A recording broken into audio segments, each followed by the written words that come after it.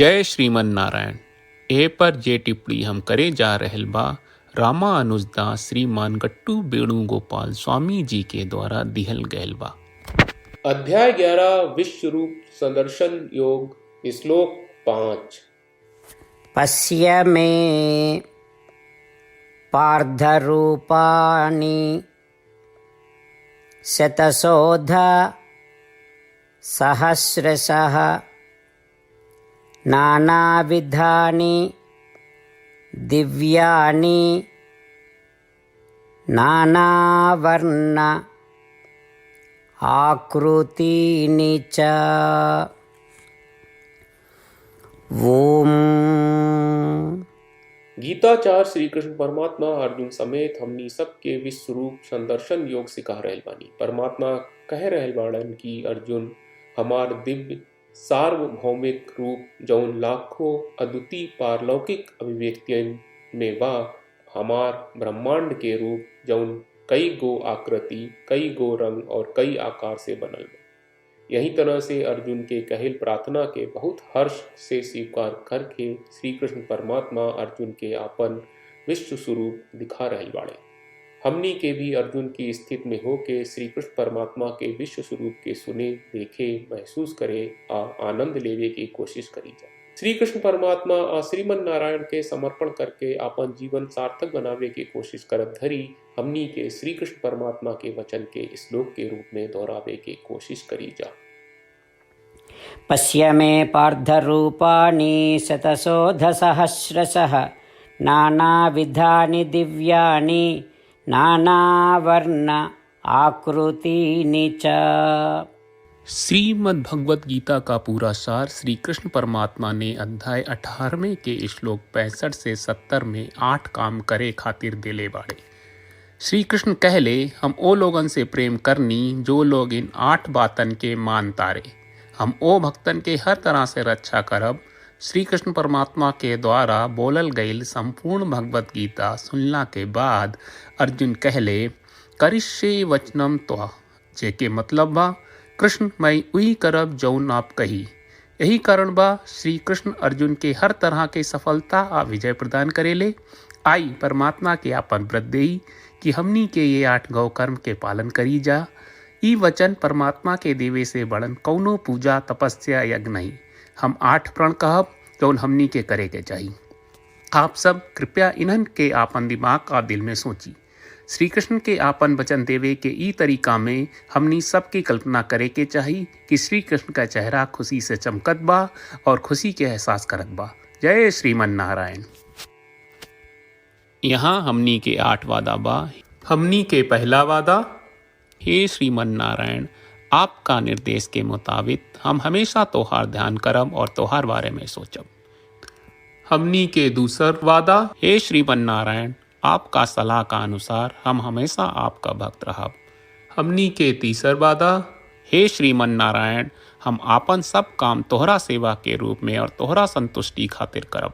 हमनी के चौथा वादा, हे श्रीमन नारायण, जैस की आप माने के कहले रहलू, हमरा बहुत विश्वास बा कि हम आपके होई और हम हमेशा आपन दोनों हाथ जोड़ के आपके नमस्कार करब और आपकी पूजा करब।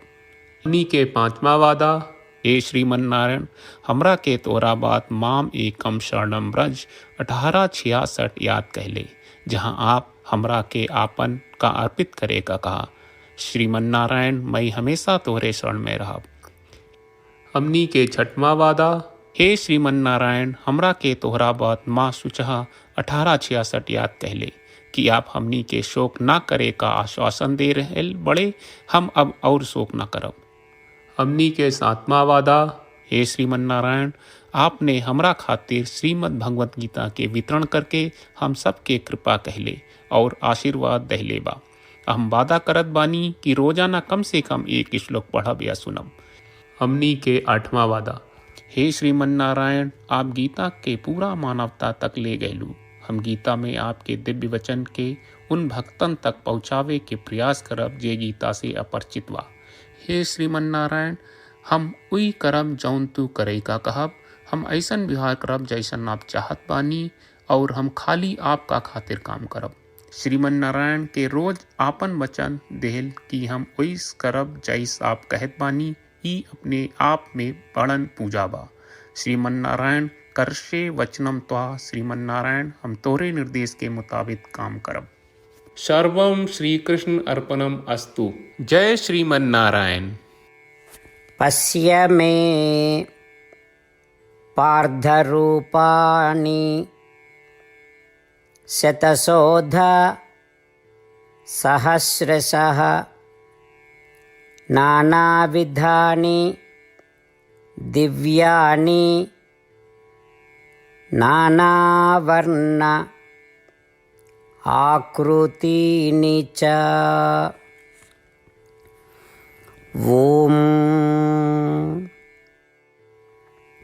पश्य मे पार्थरूपाणि शतशोधसहस्रशः नानाविधानि दिव्यानि नानावर्ण आकृतीनि च। जय श्रीमन नारायण। सब भक्त लोगों से विशेष अनुरोध बा, जीवन में हर चीज में हमनी के तत्कालिक और प्रभावशाली परिणाम की अपेक्षा रहेला। एकरा खातिर आइए रोजाना 1 मिनट के समय निकालल जाए और नारायण आश्रम पढ़ल जाए।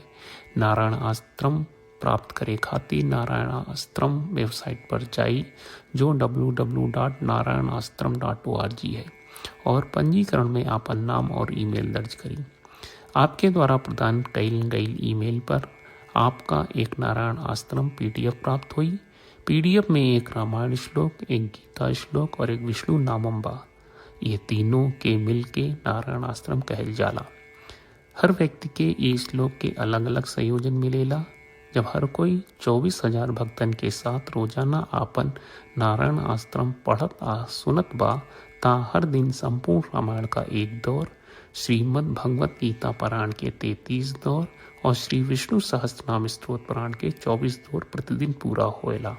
ई एक बहुत ही उल्लेखनीय और विलक्षण परिणाम बा, जौन हर एक दिन ऐस करे से निकलेला। ई कारण बा कि आप और आपके परिवार के सदस्य तुरते जाके आपन नारायण आश्रम प्राप्त करी। जय श्रीमन नारायण।